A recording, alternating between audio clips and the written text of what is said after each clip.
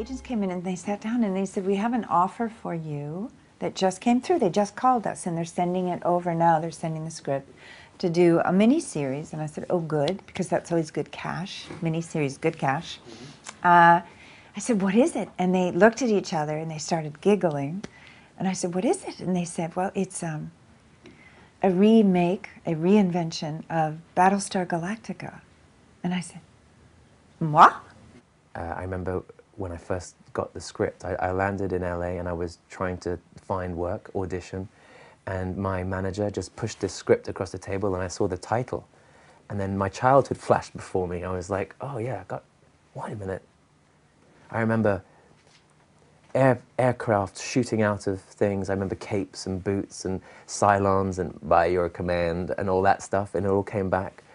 And I thought, why are they doing this? I really didn't understand where, how, or why. And I said, well, what is the character? And they said, well, she apparently is a teacher, but she becomes a president. And I said, of what?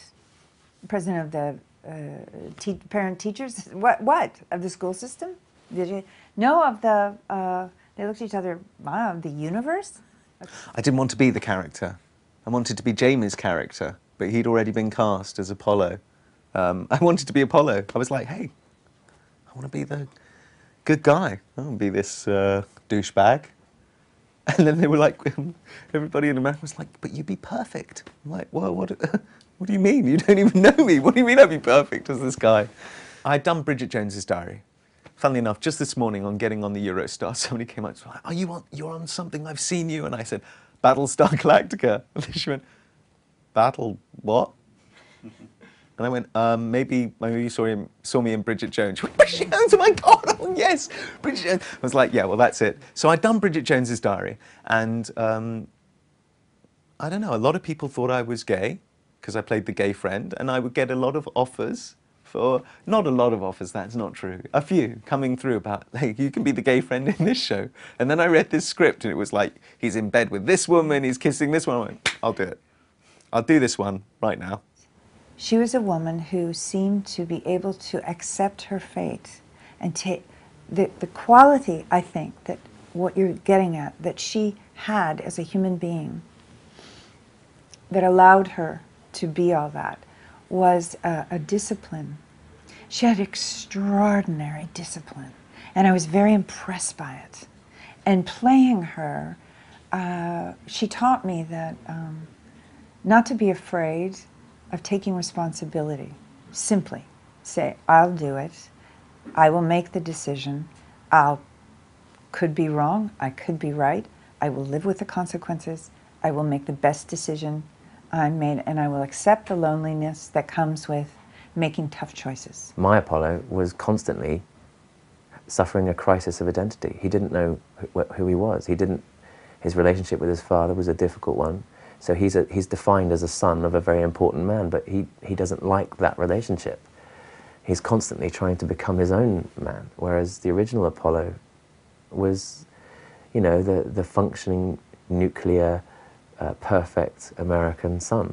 And my guy was a conflicted, somewhat arrogant, ambitious, young, resentful man, more of a you know, like the equivalent is, I always make the parallel between Shakespeare's Prince Hal and in Henry IV. And, you know, he's got a king father that he doesn't respect, whereas the original Apollo was a dutiful prince.